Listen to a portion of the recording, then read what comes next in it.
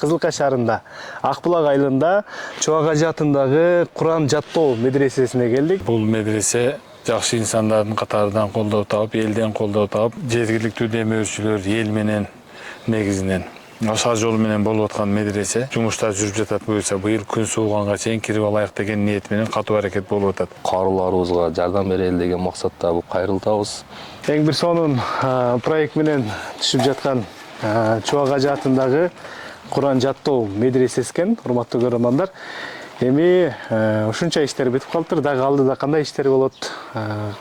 Эмне пландарды коюп атасыздар? Ошо боюнча элге бир кайрылуу өтсөңүз анда. Азыр бизге дагы керек боло турган буюмдар мына кухнянын, даараткана мыналардын үстүгө жыгач материал керек болуп атат, анан шифрлар керек болуп атат. Элден айлансаң болот деген нерсе чында. Ушул күнгө чейин элдин демөөрчүлөрдүн жеке ишкерлеринин жардамы менен ушул даражага чейин жеттик. Бир кыш жардам берсеңиздер дагы Алла Таала сиздерге ошо бир кыштын эсебинен акыретте сиздерге жаннаттан ушундай чоң бир заңгыраган үйдү салып берет деген чоң ишеничти айта алабыз. Элден жардам эле күтөбүз. Жардам бериңиздер өзүбүздүн ушу медресеге.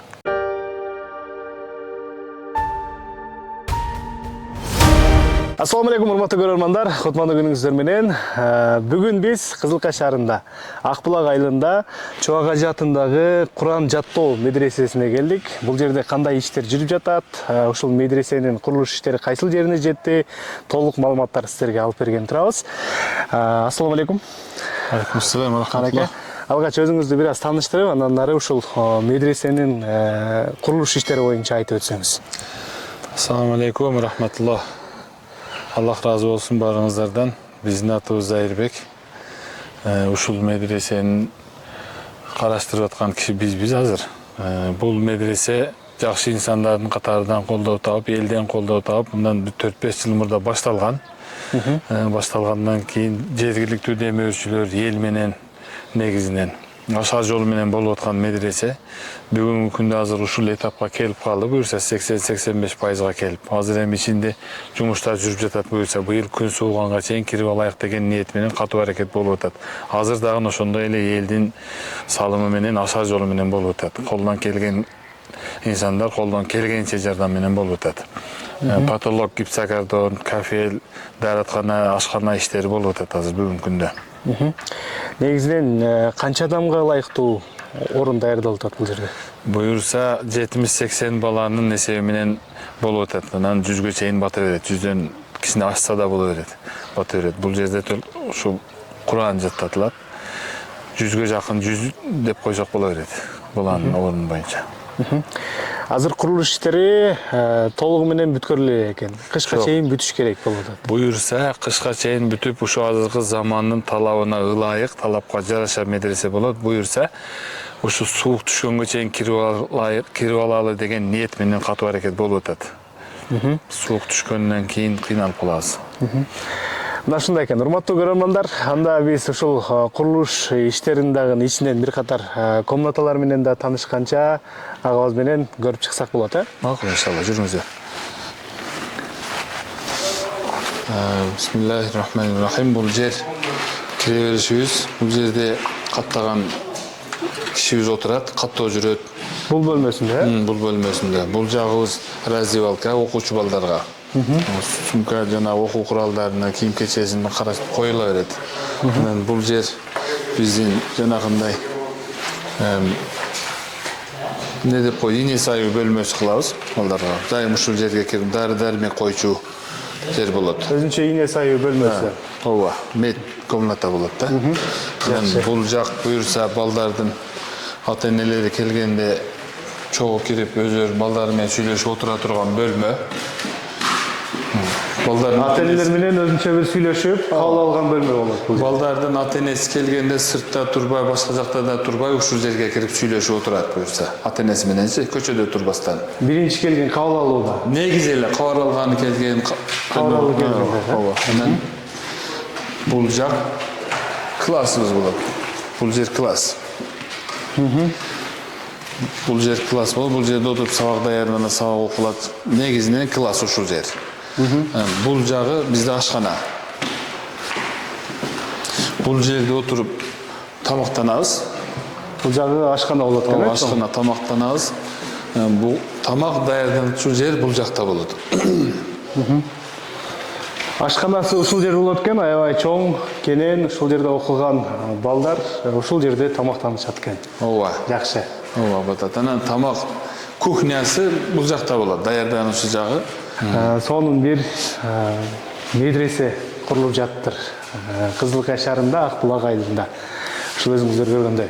Эми экинчи кабаты деле ушундай эле болсо керек, же кандай? Экинчи кабатында дагы бир жатак бөлмөсү экинчи кабатында. Экинчи кабатында основной жатак бөлмөлөр. Жатып окуйт кадимгидей. Жатып окуйт, кадимгидей жатып окуйт бул жерде. Анан Канча ай болот бул жерде окугандары? Бул жерде балдардын өзүнүн негизи окуу 4 жыл, анан балдардын өзүнүн зээниге дагы байланыштуу караштуу болот. 3 жыл, 2 жылда күчтүү балдар жаттап коет Куранды. 2 жылдан ушул 5 жыл, 6 жылга чейин жаттайт да. Негизи окуу немеси мөөнөтү 4 жыл. 4 жыл. 4 жыл ооба. 4 жылда Аллах насип кылса жаттап бүтүшүп чыгышаттар. 4-5 жыл.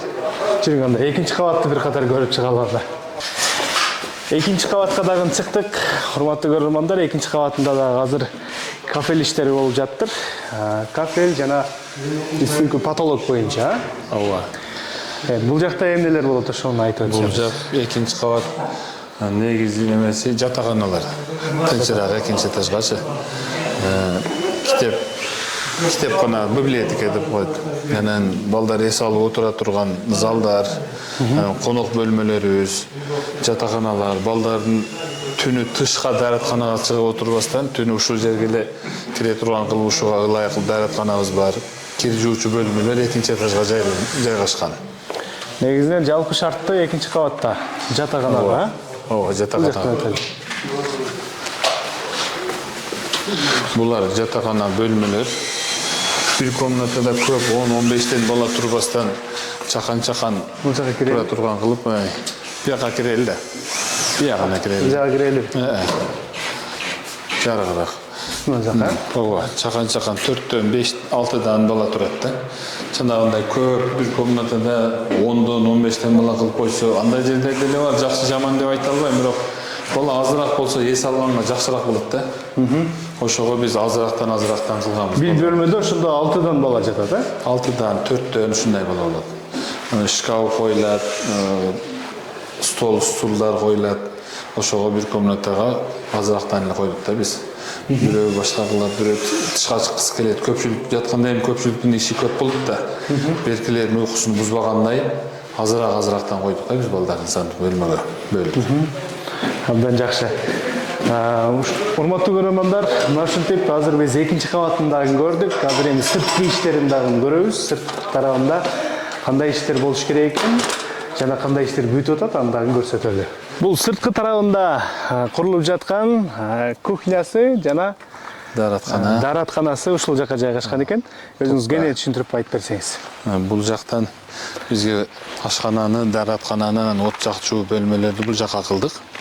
Печка паровойго ушул жактан жагылат.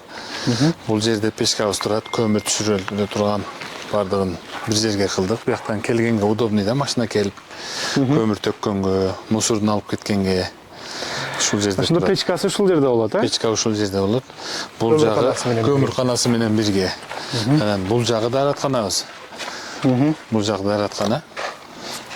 Дааратканада кеңири курулуп атат экен абдан. Ооба, кеңири, кенен буюрса. Экинчи этажда дагы бар. Бул жакта дагы бар. Бул жак кухня.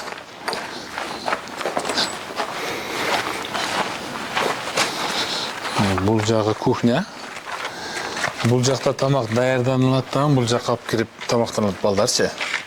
Негизинен экөө жакын абдан сонун экен. Бул жакта кылсак эми жетке этет, башка бойдо 2 этажга полный тарап кетпесин.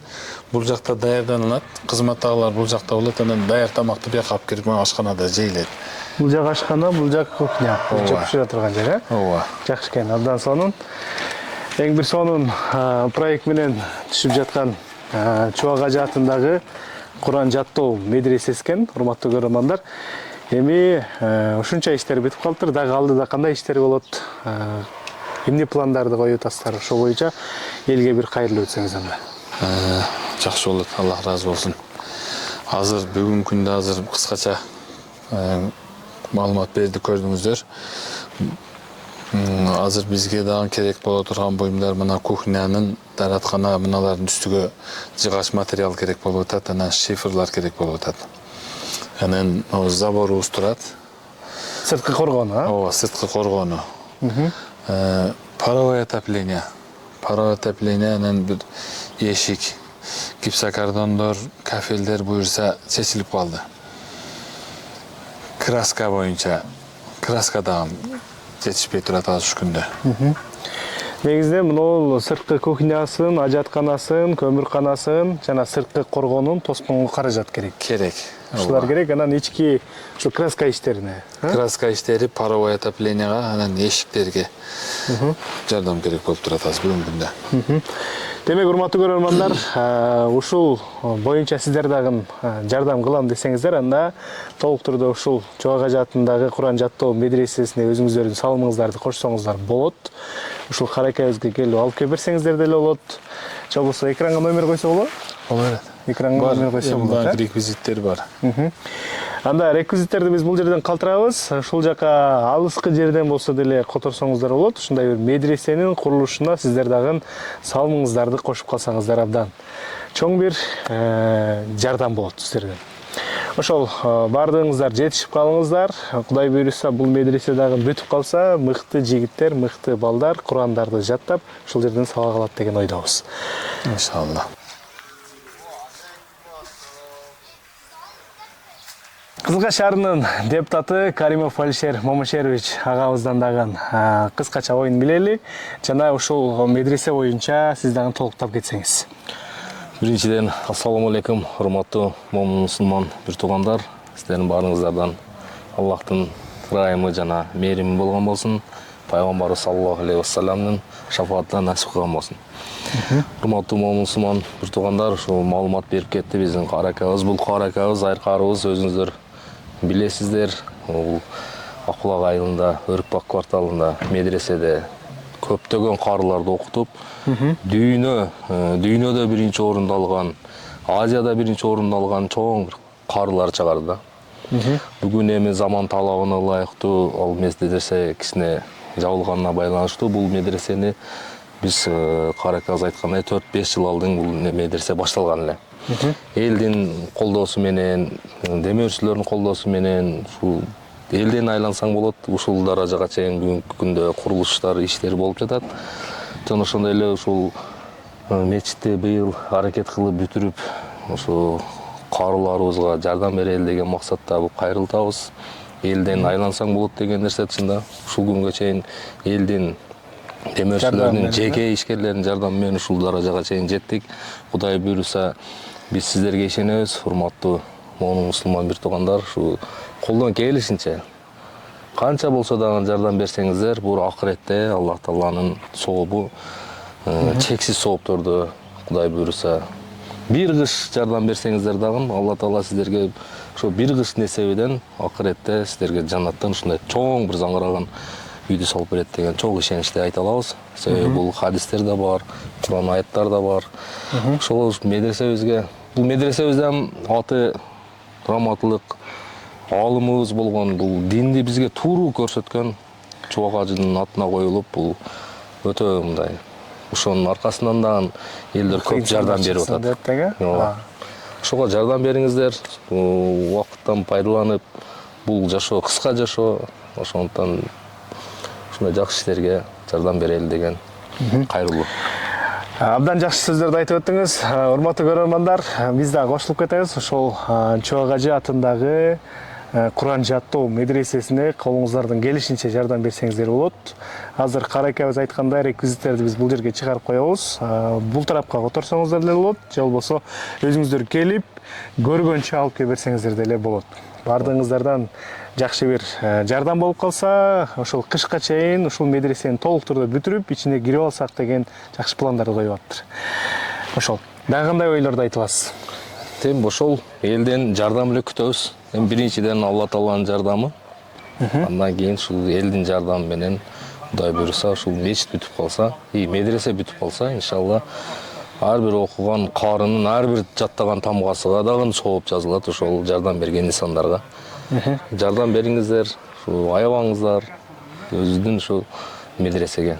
Мына ушундай урматтуу көрөрмандар, колуңуздардан келишинче жардам бериңиздер. Сиздер канчалык берсеңиздер, сиздерге Алла таала ошончолук көп эселеп берсин. Соопту дагы берсин, сиздерге киришеңиздерди дагы берсин дейли.